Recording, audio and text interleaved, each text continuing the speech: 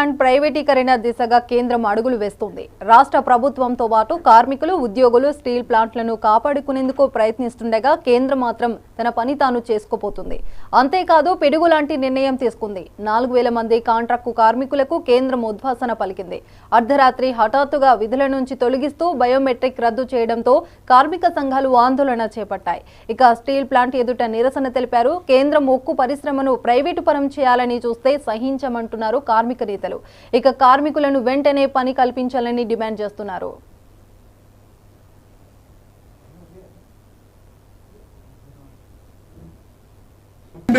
ఈ దేశ సంపదని 4 లక్షల కోట్ల రూపాయలు విశాఖపట్నం స్టీల్ ప్లాంట్ పెంచిన దానికోసం ఇటువంటి ఆస్తుల్ని, ఇటువంటి ప్రాణాలని, ఇటువంటి పెద్ద ఎత్తున మన స్టీల్ ప్లాంట్ ఉన్నటువంటి పనిచేస్తున్నటువంటి అత్యధికమైనటువంటి సాంకేతిక నిపుణులైనటువంటి కాంట్రాక్ట్ లేబర్ ని, పర్మనెంట్ ఎంప్లాయీస్ ను తగ్గిస్తామంటే మేము సహించేది లేదు. ఇవాళ కేంద్ర ప్రభుత్వానికి మేము హెచ్చరిస్తున్నాం.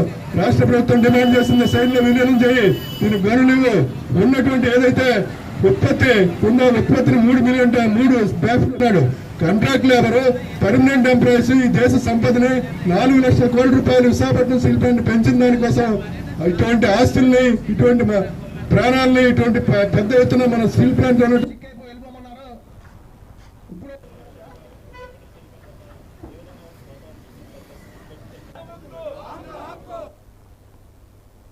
ఇక ఇదే అంశంపైన పూర్తి సమాచారం మా ప్రతినిధి కిరణ్ అందిస్తారు. కిరణ్, చెప్పండి, అక్కడ ప్రజెంట్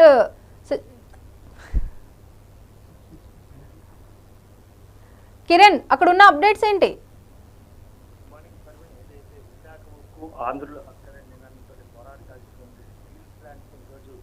కేంద్ర ప్రభుత్వం ప్రైవేటీకరణకు సిద్ధమైందని చెప్పాలి. ముఖ్యంగా దఫాలుగా ఎట్టి పరిస్థితుల్లోనూ ప్రైవేటీకరణ కానివ్వబోమని చెప్పి రాష్ట్ర ప్రభుత్వం చెప్తున్నప్పటికీ మరోవైపు స్థానిక టీడీపీ నాయకులు కావచ్చు, కూటమి నేతలందరూ కూడాను స్పష్టం చేసినప్పటికీ కూడాను కేంద్రం తన పని తాను చేసుకుపోతున్న పరిస్థితి కనిపిస్తుంది. ప్రధానంగా మనం చూసుకున్నట్లయితే ఇటీవల పెద్ద ఎత్తున ధర్నాలు, రాస్తారోకోలు నిర్వహించి స్టీల్ ప్లాంట్ ప్రైవేటీకరణ అడ్డుకునేందుకు స్టీల్ కార్మికులు, వివిధ ప్రజా సంఘాలు, ఉద్యోగులు పెద్ద ఎత్తున ఆందోళన చేస్తుంటే టీడీపీ రాష్ట్ర అధ్యక్షుడైనటువంటి పల్లా శ్రీనివాస్ కూడా హామీ ఇవ్వడం జరిగింది. ఎట్టి పరిస్థితుల్లో కూడా స్టీల్ ప్లాంట్ ప్రైవేటీకరణ జరగదు, అవసరమైతే తాను పార్టీకి పదవికి రాజీనామా చేసి ఉద్యమంలో పాల్గొందని చెప్పి హామీ ఇవ్వడం. మరోవైపు ఎవరైతే విశాఖ పార్లమెంట్ సభ్యులైనటువంటి శ్రీభరత్ కూడా స్పష్టం చేశారు, ఖచ్చితంగా ప్రైవేటీకరణ దిశగా ఎట్టి పరిస్థితుల్లో అంటుకుంటామని చెప్పి స్పష్టం చేయడం జరిగింది. తాజాగా మనం చూసుకున్నట్లయితే హెచ్ఆర్టీ మినిస్టర్ లోకేష్ కూడా స్పష్టం చేశారు ప్రైవేటీకరణ జరగదని చెప్పి.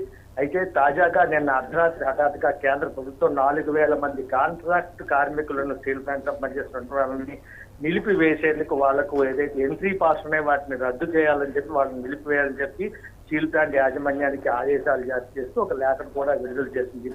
ఈ నేపథ్యంలో ఈ రోజు ఉదయం విధి నిర్వహణకు వెళ్లేందుకు కాంట్రాక్ట్ కార్మికులు వెళ్లడంతో వారిని అడ్డుకోవడం కూడా జరిగింది. దాదాపు 4000 మందికి ఎలవ్ లేదని చెప్పి వాళ్ళకి ఏదైతే బయోమెట్రిక్ సిస్టమ్ ద్వారా స్టీల్ ప్లాంట్ లో విధులు నిర్వహిస్తూ ఉంటారు, వీళ్ళెవరూ కూడా ఆ పాసులు జారీ చేయకపోవడంతో వాళ్ళందరూ కూడాను ఈ రోజు ఉదయం పెద్ద ఎత్తున ఆందోళన సాగించిన పరిస్థితి. స్టీల్ ప్లాంట్ ప్రైవేటీకరణ జరగదని చెప్పి రాష్ట్ర ప్రభుత్వం హామీ ఇచ్చింది. అదేవిధంగా కేంద్ర ప్రభుత్వం ఎట్టి పరిస్థితుల్లో కూడా ప్రైవేటీకరణ చేస్తే అడ్డుకుంటామని చెప్పినటువంటి రాష్ట్ర ప్రభుత్వం ఇప్పుడు ఏం సమాధానం చెప్తుంది?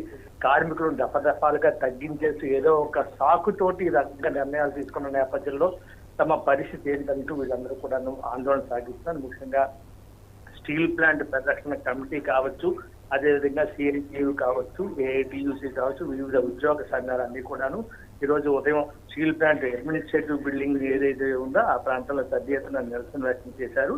రేపు 30వ తేదీన ఎల్లుండి అంటే సోమవారం ఖచ్చితంగా పెద్ద ఎత్తున ఆందోళన సాగిస్తూ నిరసన తెలుపుతామని చెప్పి, మరోవైపు విశాఖలో 2వ తేదీన ఏదైతే అక్టోబర్ 2 గాంధీ జయంతి సందర్భంగా స్టీల్ ప్లాంట్ పరిరక్షణ కోసం పెద్ద ఎత్తున ఒక పాదయాత్రను కూడా వివిధ ప్రజా సంఘాలన్నీ కూడాను సన్నద్ధమవుతూ పెద్ద ఎత్తున నిరసన గళాన్ని వినిపిస్తూ కేంద్రానికి తమ వాణి వినిపించేలాగా నిరసన వ్యక్తం చేస్తామంటూ కూడా వీళ్ళందరూ కూడా నిరసనలకు సిద్ధమవుతున్న పరిస్థితి. పర్వీన్, మొత్తం మీద మనం చూసుకున్నట్టయితే స్టీల్ ప్లాంట్ విషయంలో కేంద్ర ప్రభుత్వం అయితే మాత్రం తన పని తాను చేసుకుపోతున్నది. చాప కింద నీరు లాగానే తను అనుకున్నట్టే ప్రైవేట్ పరం చేసే దిశగానే అడుగులు వేస్తున్నట్టుగా అయితే స్పష్టంగా కనిపిస్తుంది.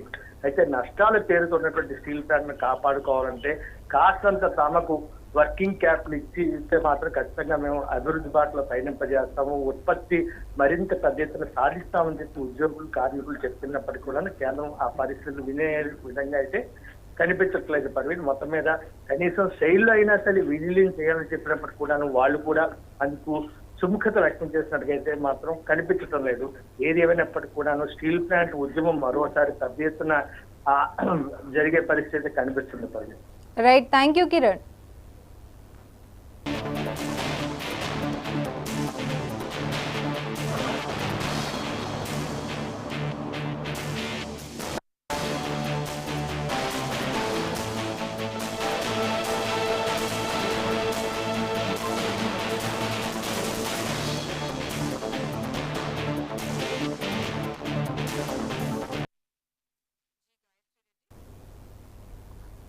బీఆర్ఎస్